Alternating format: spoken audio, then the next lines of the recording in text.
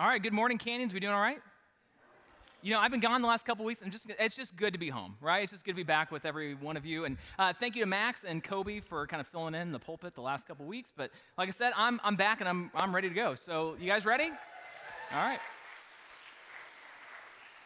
All right. I've been kind of like circling this because I'm not really sure how to actually like admit this. But as a younger man, I really loved like bootleg merchandise, like fake goods. I don't know, like I don't know how else to say this, right? Like I don't know. I'm just a cheap person, and apparently I'm very vain, and so like it checks all the boxes for me.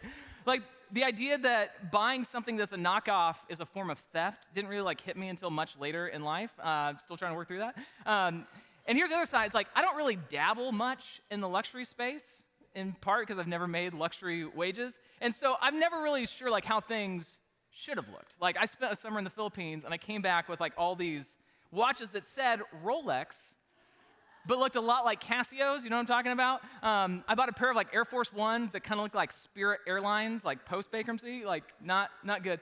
But one of my favorite memories of buying something that was definitely not real was I'm 20 years old and I'm in New York City. And at this point in life, I am making $100 a week as a stipend from the college that I went to, because I was like representing them at these youth camps, in exchange for working 90-hour weeks, okay? So like it was not a good deal. So my classmates, also my fellow indentured servants, we went to college in Springfield, Missouri, which is definitely not the Big Apple, okay? And so we knew while we were in New York, like it's possible to come back with some like, faux designer souvenirs, but we really didn't know how to do it. Do you know how hard it is to find like luxury fake items in New York City? It's actually super easy. Like it's not hard at all. But we didn't know what we were doing. So we asked some friends of ours who went to college on the East Coast, like, what do we do? And they're like, all right, what you're gonna do is you're gonna go to Chinatown and you're gonna go into one of these shops and you're gonna ask to see their purses. And then when they show you the purses, you're going to ask this question. It's very, very important. Do you have any more purses? And we're like, that's it? They're like, that's it. So we go into Chinatown, we walk into the shop, we go through this, and no lie, within 2 minutes, they're like removing a panel off of like the wall, and we're walking into like this hidden room that's like inside the shop. And there I go in, and like my friend's buying stuff, and I buy like a $20 Louis Vuitton wallet, okay? And I'm thinking like, man, I am quite the high roller. Like this is pretty good. But here's the thing. And if you've ever bought a knockoff item, you know this is true. What happens to it is you buy it, and within just a little bit of time, it starts to fall apart. Because the right label doesn't equate to the right craftsmanship. And so you put any amount of stress on one of these items, and it just starts to fall apart. And so this series is called IRL, which is internet for in real life. And what is it? It's an acknowledgement that there is a digital reality, and then there's like a real life reality. And the thing is, I actually think that a lot of us, we do the exact same thing with our relationships. That there is a digital reality to it, but then there's like a real life reality. And too many of us, we settle for the counterfeit. See, I believe that God has placed in every single one of us this hardwired desire for companionship, for friendships. And what we do is too often, we think that the digital version is enough, or at least like a superficial level of casual acquaintance is just all you need. Like, how often have you been tempted to say, yeah, I'm keeping up with that person, and when you say keeping up, what that really means is that you see what they post on Instagram, right? You're like, okay, I haven't actually talked to them in years, but like, I know what's going on in their life. Or you have somebody that you consider a really good friend, but the reality is like, you sit next to them sometimes at your kid's Little League game, and that's about as far as it goes. See, I actually think this is very true, that we have a massive social deficit in our world today, that the number of close friends that each average American has dropped precipitously, but it actually goes even beyond like close friends. If you go to casual acquaintances, if you go to just like peripheral friendships, those numbers have dropped incredibly as well. I mean, with the advent of delivery, working remote, streaming, we're almost never in groups of 5 to 20 anymore, which contrast that with your adolescence. It's like you spent all of your time in groups of 5 to 20. That was the size of the classroom. That was the large friend group. That was the little league team. Like this was what we spent most of our time with.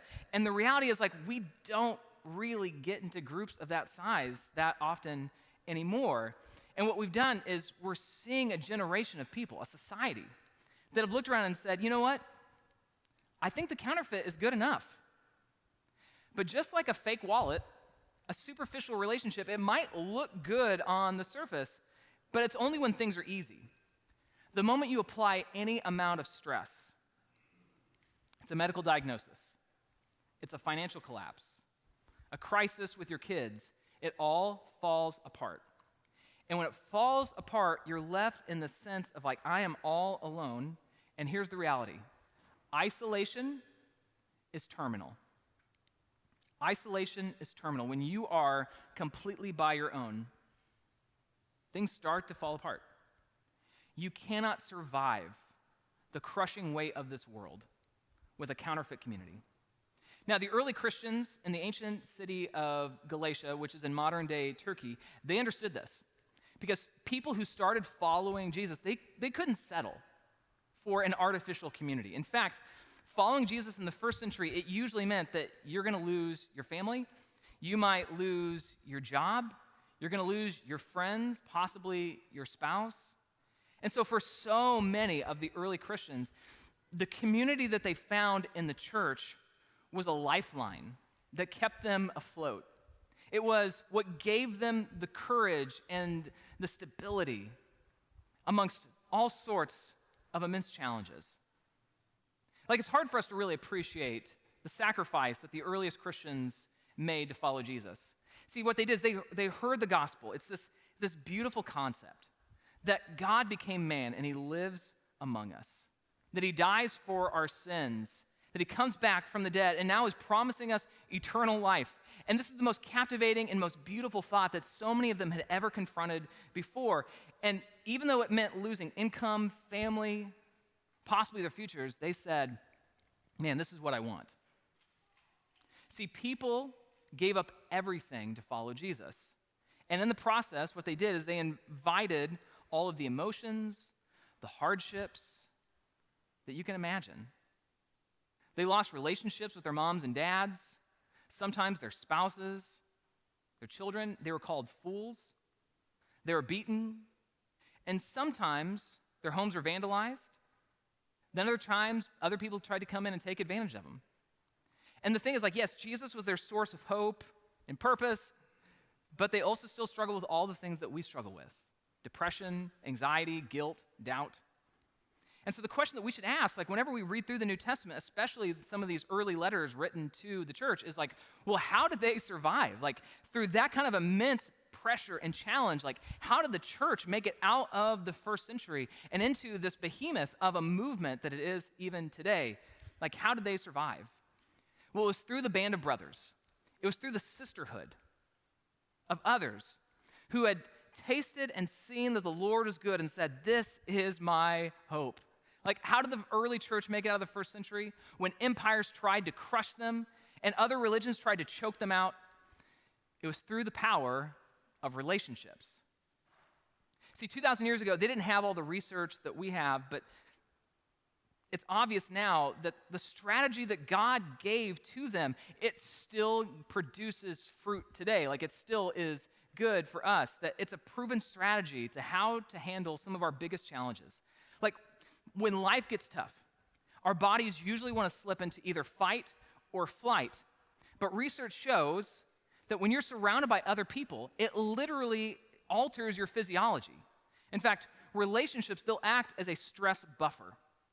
In fact, the World Health Organization recently reported that severe social isolation, it increases mortality risk by 32%, and it doubles your chance of depression.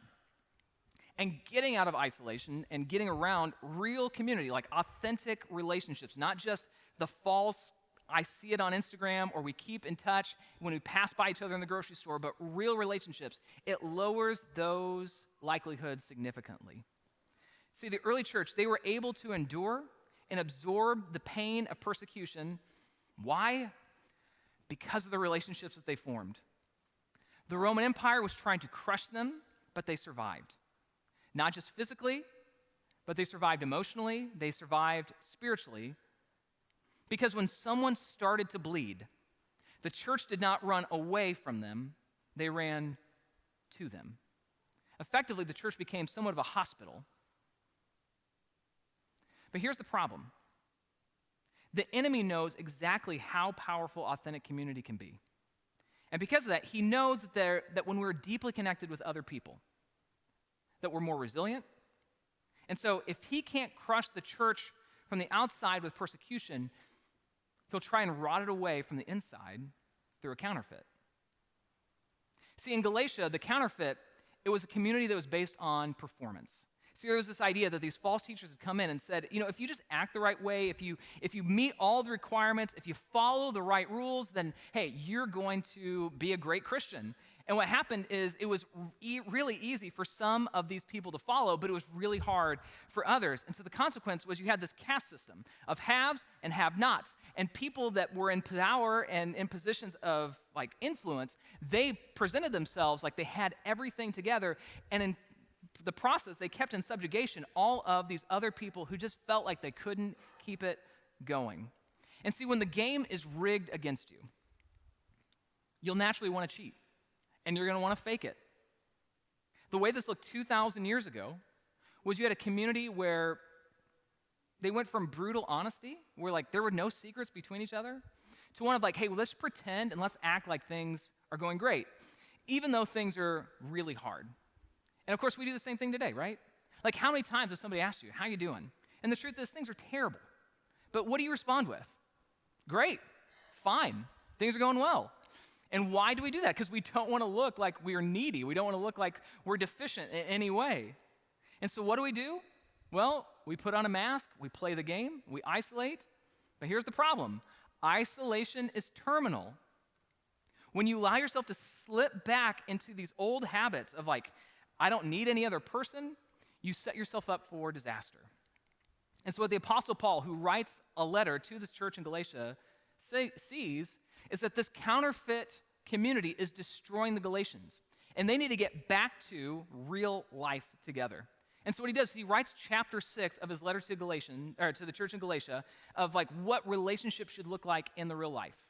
And so here's what we see in the first 10 verses. Paul's going to tackle 3 massive hurdles. So if you want to follow along today, we're going to be in Galatians chapter 6. We're going to read the first 10 verses, 1 through 10. This is a New Testament book, so if you go right to the middle and start going to the right, eventually you're going to get it. Or if you start at the very end and start flipping backwards, you're eventually going to get to the book of Galatians. Or even better, look at the table of contents, use your device. However you want to get there, we'll wait for you. So he's going to tackle 3 massive hurdles to real life community. The first he's going to tackle is the trap of shame. How do we sabotage our own lives? Do we hide, or do we allow the church to help heal us? The second thing he's going to help us tackle is just the crushing weight of burdens in life. And we're going to answer the question, what's the difference between the backpack that you have to carry every day and the boulders that just seem to crush us when we try and carry them alone? And the third thing he's going to try and tackle is the law of the harvest. The sobering, beautiful reality, there are no neutral seeds in your life. Everything that you plant, you pick. So, Galatians 6, 1 through 5 can best be wrapped up in these 3 words: bones, boulders, backpacks. Battlestar Galactica. All right, Galatians 6, 1, are we ready? All right, it says, "Dear brothers and sisters, if another believer is overcome by some sin, you who are godly should gently and humbly help that person back onto the right path. And be careful not to fall into the same temptation yourself." All right, time out. Let's explain what this means before we jump into verse 2. So, helping somebody back on the right path has this connotation in the Greek of helping someone be restored. In fact, the language actually is very similar to a medical process of helping somebody set a broken bone. So, the idea is if somebody starts walking down the wrong path in life, the members of the church, this is literally what it means, we should encourage that person to stop, reverse course, and come back into real life community with each other and with God. But of course, there's more to it than that. Here's the problem that many of us struggle with. When we hear about sin, or we start talking about your sin in your life, especially in contexts like this, we often get transported to this place where we're thinking in terms of rules, boundaries, and punishment. We like talking about grace. We like talking about love. It's not so fun when we talk about your sin. Now, talking about other people's sin, that's loads of fun. We all do that all the time. But talking about your sin, absolutely no fun. And one of the reasons why is because some of you grew up in religious environments where they kind of put their own spin on Galatians 6:1, where instead of, dear brothers and sisters, if somebody's overcome by some sin, you who are godly should gently and humbly help that person back on the right path. They took that and they said, let's rewrite this. And it's if anybody in your church starts to actually enjoy their life, right? You who are judgmental and mean should jump in there. You should force your morals on them, and you should obviously talk about them to other people, right? And if you grew up in an environment where that's how people talked about God, sin, Jesus, well, yeah, you don't want to talk about this, not at all, right? That's a miserable thing to talk about. But here's what I want you to know. Sin isn't just about breaking a rule, it's breaking yourself. See, we have to understand that sin always causes deep pain. When somebody is doing something that will result in pain and eventual heartbreak, man, it's actually a really compassionate thing to help them back onto the right path. But there's more. When we do it, we have to approach that person with gentleness and humility. When we sin, we hurt. When our hurt is not met with gentleness and humility, but instead with arrogance and brutality, what's the natural consequence? You run away. See, when a broken bone, though, when it's not set correctly, it doesn't heal right. And whenever it doesn't heal right, it creates bigger problems later. And there's cascading consequences to what can happen. And so kind of going back to this whole idea of living in real community, you might be wondering, okay, so why is this here? Why is this so important to understanding why being around other followers of Jesus is important? Well, here's what it comes down to, is that when we allow ourselves to slip into sin, sin will always bring shame. And shame likes to distance itself from everybody else.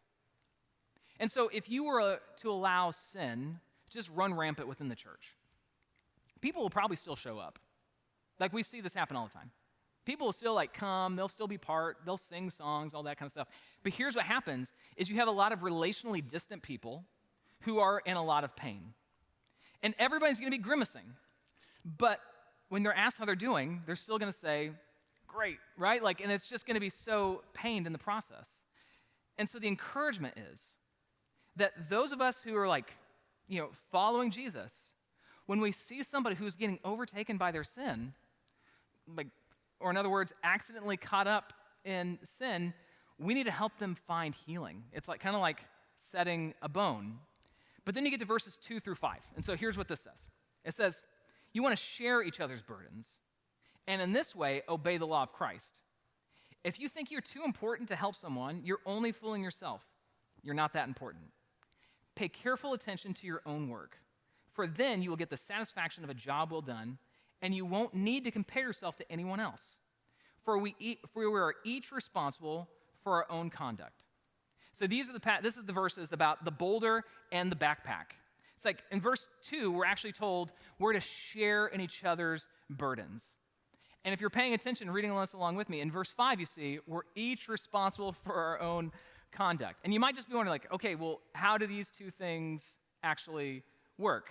Well, the thing is, when the world drops a boulder on top of you, which is the kind of burden that we're talking about in verse 2, you can't carry that on your own. Back in the first century, if you were to break your leg and you can no longer work, and you have a family to take care of, but you're unemployable in this moment.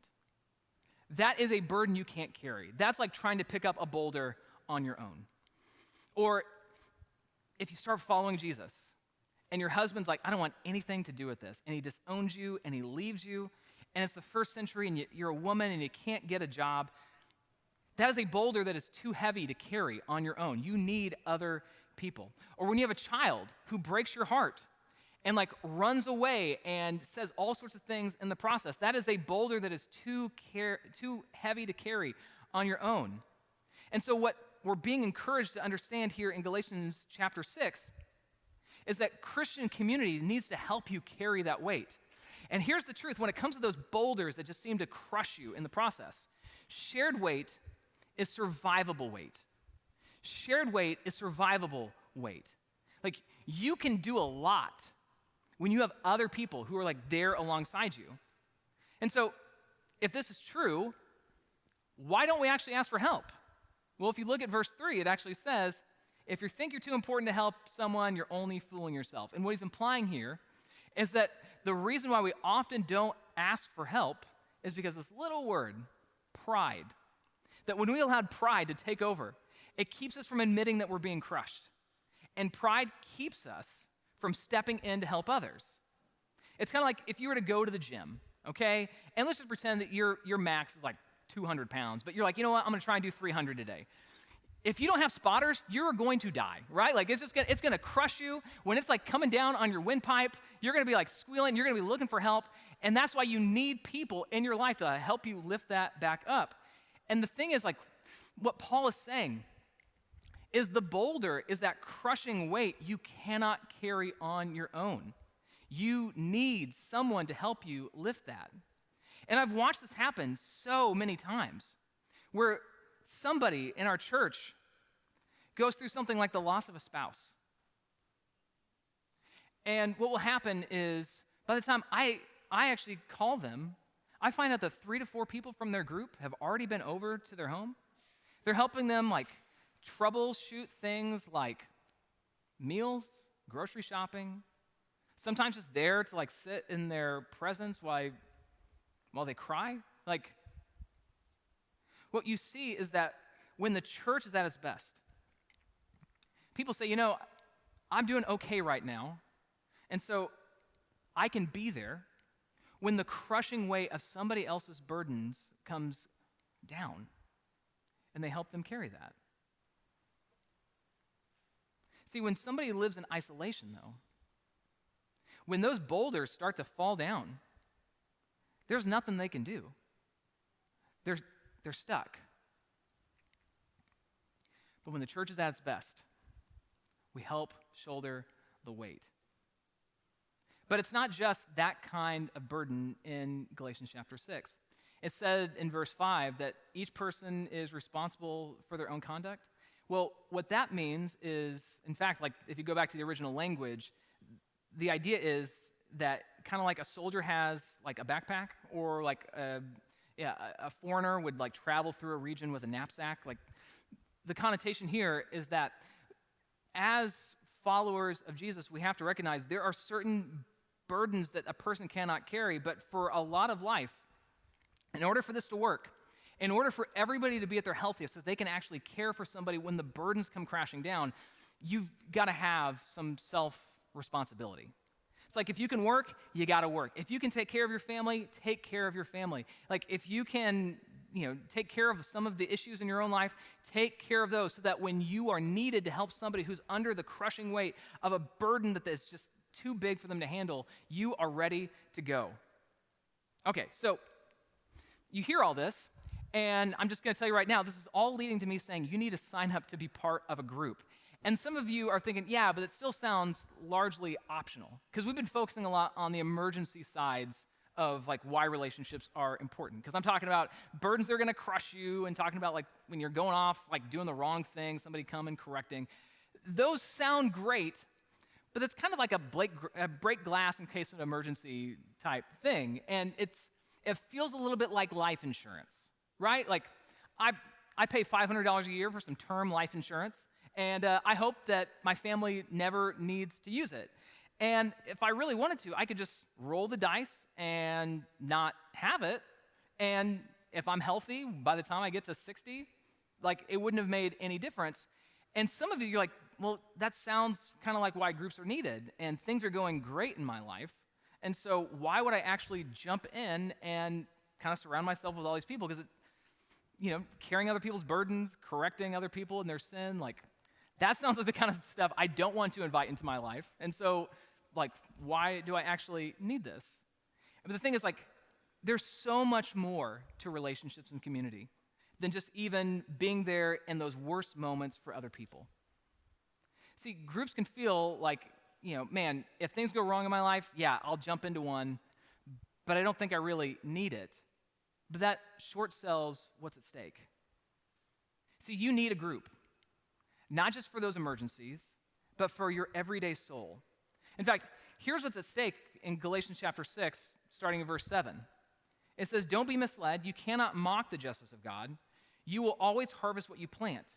Those who live only to satisfy their own sinful nature is going to harvest decay and death from that sinful nature. But those who live to please the Spirit will harvest everlasting life from the Spirit. This is called the law of the harvest.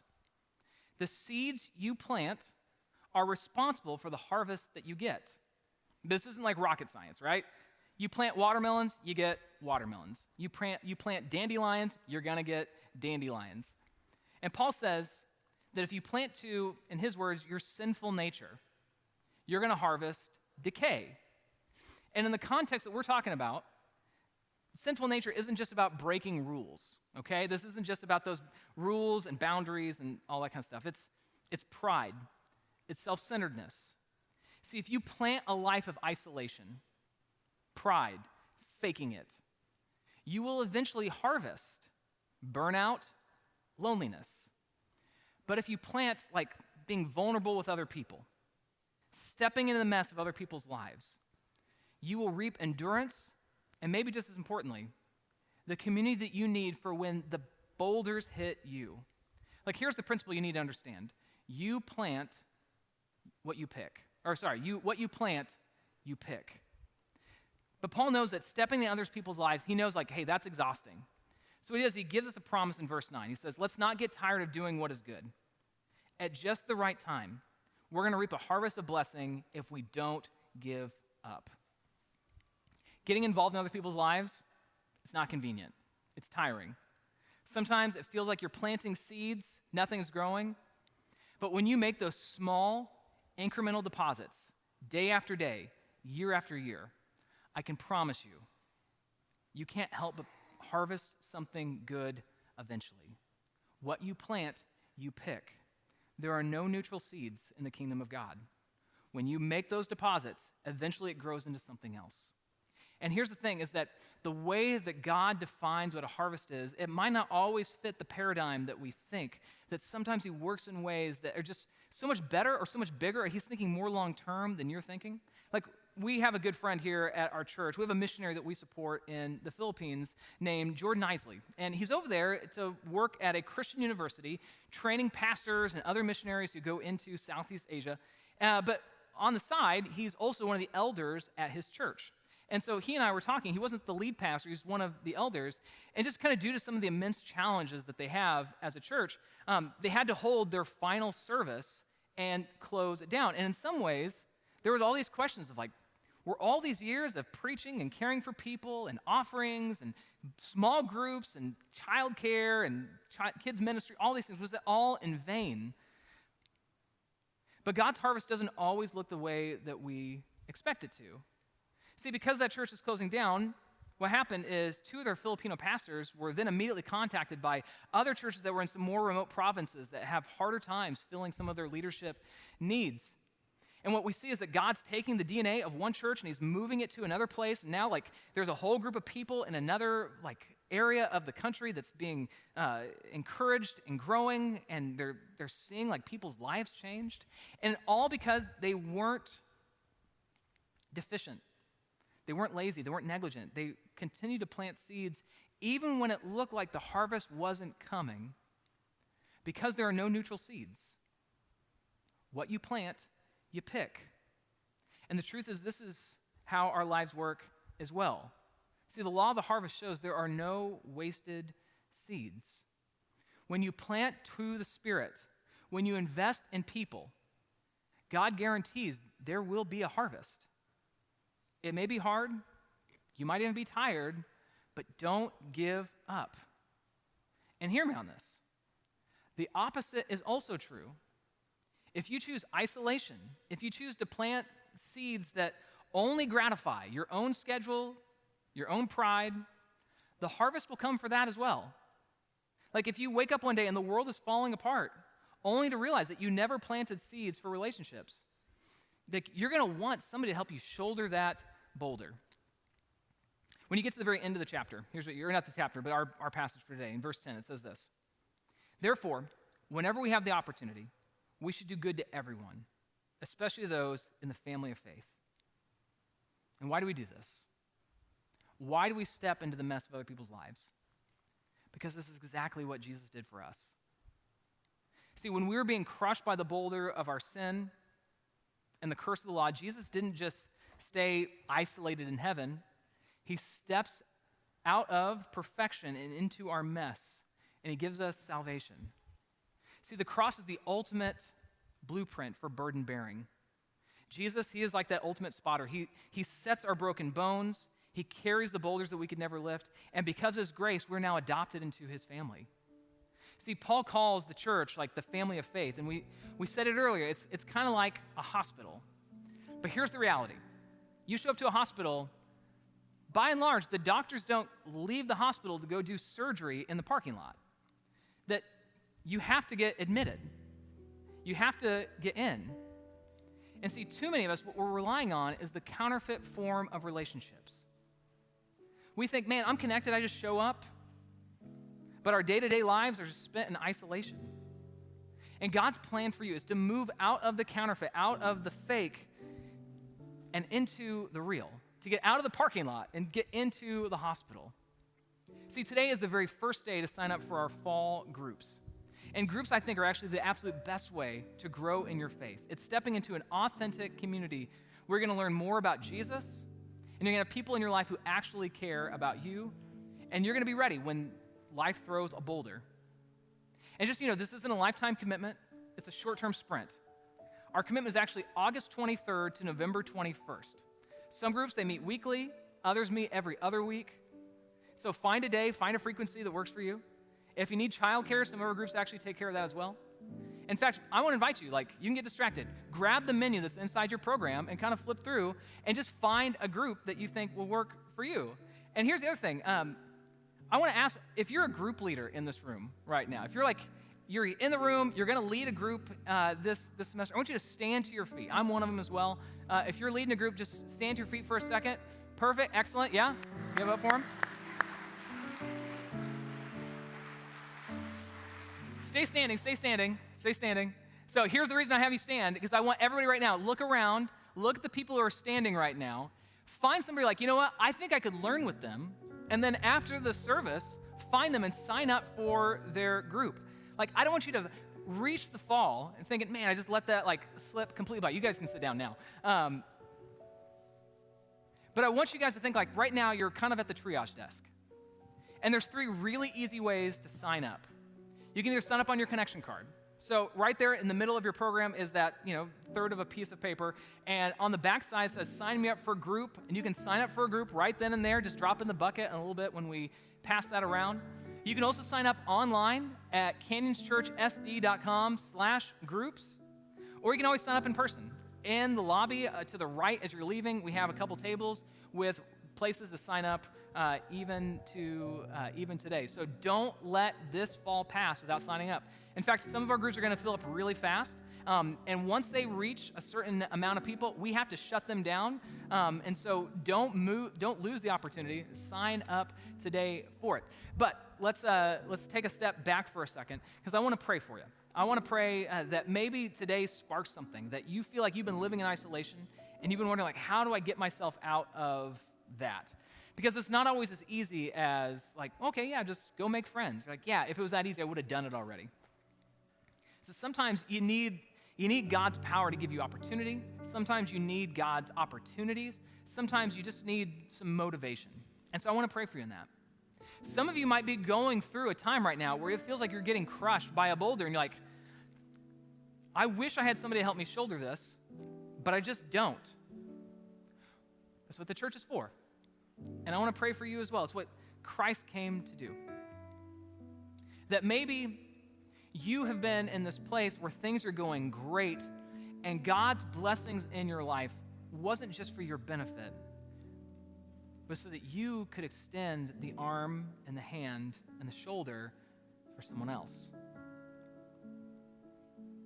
And you need to get out of your comfort zone and into somebody else's life, not because of what they're going to give you, but because of what you can do for them. And in that same way, you will walk in the same model and pattern as Jesus. So let me pray for you. God, you know the people who are here. You know the different stages of life that so many people are in. Whether it is things are going great, whether things are going awful, or maybe they see something coming up along the horizon and they're just wondering, man, God, what am I going to do? God, I pray right now that your grace would overtake them. That God, that you would step into the gap of what they need. That God, that for the person where things are going great, that you would lead them into a relationship that will benefit others. That God, that they would be able to act just like your son and help shoulder the weight of so much that's going on. God, for others where things are not going well, the God, that you would get them out of the parking lot and into a relationship. The God, you would surround them with people who help them carry those burdens. The God, whether it's just through our prayer team, whether it's through a group or however, God, you want to solve that question. And God, I'm also praying. I'm praying, God, for those who are signing up for a group today. The God, that you would lead them to the right one. The God, that it would be the perfect environment, that it would be a group where they immediately make relationships and friendships that go well beyond just the group times that happen throughout the week. And so, Lord, you are so good to us. The God, that you gave your son when we didn't deserve him. And God, you have ushered us from death into life. And so, Lord, I'm praying that we would model that we would see that, it would impact our lives, and it would change us from the inside out. And I pray this in your son, Jesus' name, amen. Hey, we're going to be wrapping up our service in just a minute, but one of the privileges that we have as a church is we get to be here for a lot of people during